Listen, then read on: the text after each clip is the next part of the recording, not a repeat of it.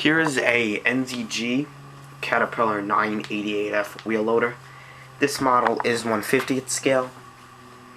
It was produced in the 90s and is no longer available today.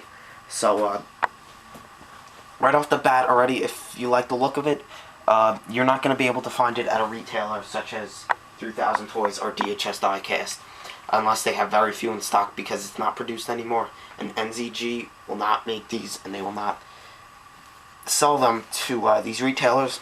So if you're looking for one, I highly suggest eBay. That's where I got this one. I think there are some more on there. The auction might have ended by now, but there might be still some on there. I would highly suggest eBay or ADM Vintage, www.admvintage.com. I'm pretty sure they're DHS Diecast, just their sister company, like they say. But this wheel loader is if anyone has a North Scott 980G, which I'm sure many people do, it's a little bit bigger than it in size. It's not really too much, but it's, for one thing, it's longer and it's a little bit higher. Now you see these models, if you compare it to one of the newer models of today, you see this one lacks a lot of detail. But like I'm probably gonna say 100 more times in this review, and I won't even realize it. I would rather save for one of these models, which I bought this one for $105 plus $7 shipping. Some places they'll have them for like $250, which is why I bought it for the $105, because I couldn't pass it up. But I would rather save that than buy a new North Scott model, mainly because these are becoming very rare, and I like the way they're built. They're built nice. They're built nicely. The paint isn't so glossy either, and my eye has always I've always had an eye for these old NZG models. Just something about them. I've always liked the look of them. Probably mainly the paint, how it's not so glossy. But now, show you around. Now, if you do compare this model to today's models that are currently made in current 2010, you will see that this model, it doesn't have as much detail. A great example is, for those of you that have seen my first gear WA 470 review, if you compare the front end to this model to that one, you see there's a lot more detail, which it shows the year that this was produced. But again, I rather this than the high detailed model, just because it's made very nicely. For one thing, the height of the loader arms,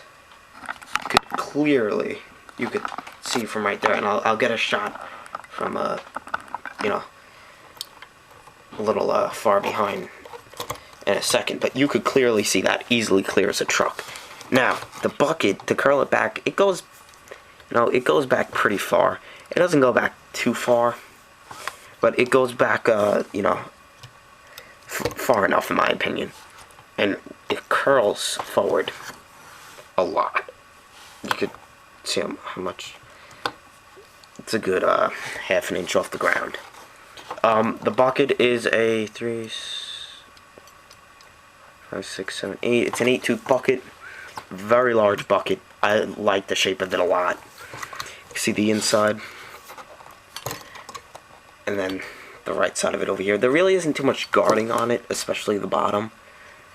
But I personally like the overall look of it. I think it looks just perfect with the loader. It doesn't look too big, doesn't look too small. Again, that's my opinion. Some others may vary. Now here's the back of it. You could see these older models, they always had, you could see where the casting, you could always see how it was casted. And then the linkage here as well, you'll see how it has, you could see like kind of those circles in it. You could just tell right there. If you look on this side, it doesn't have the circles, and it doesn't have it on this one. So obviously how they did the cast is they didn't make a left and a right bar. They just made one bar, and they used it for both sides. And a little warning, if anyone does go to buy this model, don't curl don't be too hard on the linkage, because I've had some NZG models, and their metal isn't fragile, but it does break easily. So don't go too hard on it. And then here you can see the arms, and then the bottom of the arms over here. And now the tires. I'll be honest, I'm not the biggest fan of how the tires look. You can replace them with a North Scott 980G, those tires, but I'm keeping what's on here because they just, in my opinion, they look good for it. They don't look extremely good, like they don't look perfect, but they're good enough for the model. And the nice thing about it is they're not too glossy, and they roll 360. Now, these defenders right here, and if you look, they kind of put these, they almost look like Lego pieces in the front to simulate the lights, which is great. And you could also notice that they paint their pins. These smaller ones aren't painted, but right there, and the ones for the arms and everything are painted. And if you look, you could see through them. They're not solid. I will show you the ones that are solid though. These aren't painted right here though. Now to the back. Alright, now here's the cab. See, the cab is very plain, you know. Not too much going on in there. And you notice, if you look, you see the glass has a tint of blue in it. That was the older NZG glass. It was always blue, just like the front lights.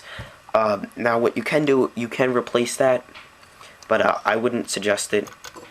I always just usually leave it the way it is, even though, you know, I will say, oh, I'll replace it. I usually never get to replacing it. And then you see the decal right there, and then the top.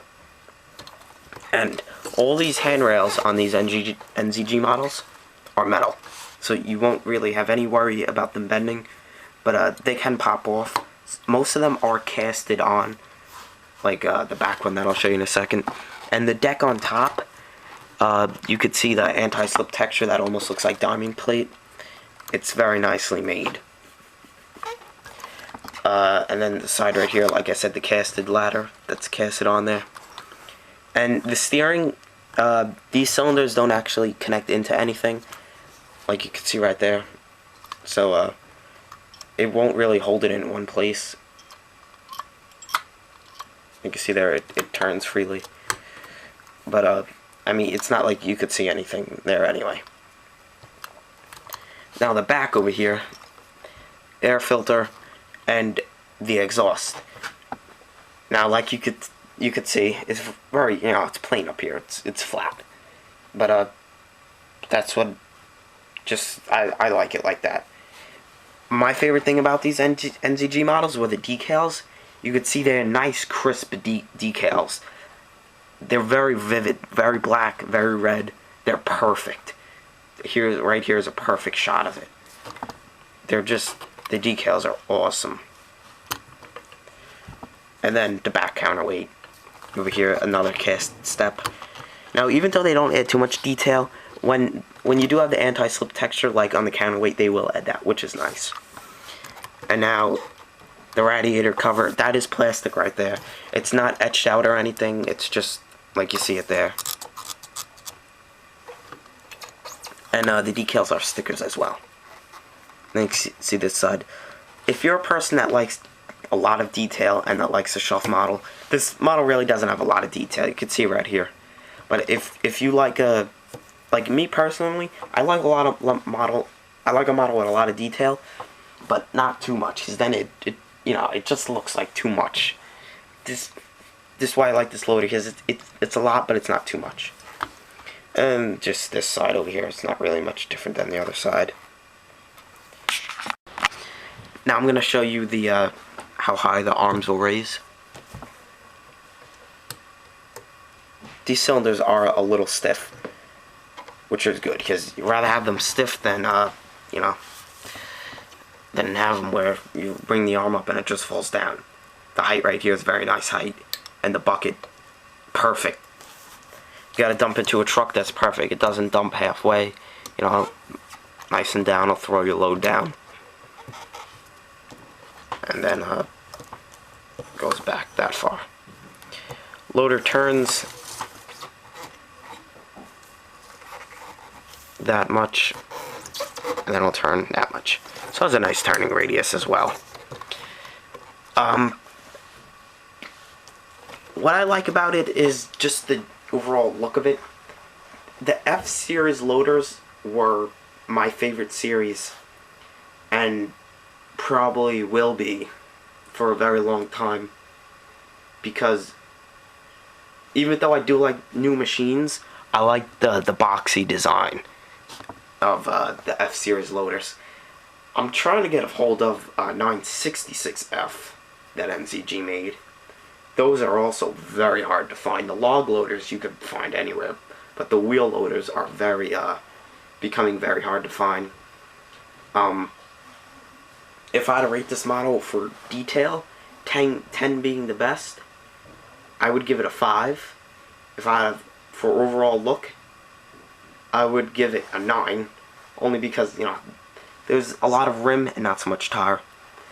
But I'm not sure what the exact or politically correct price may be for it, but I paid $105, which is great in my opinion.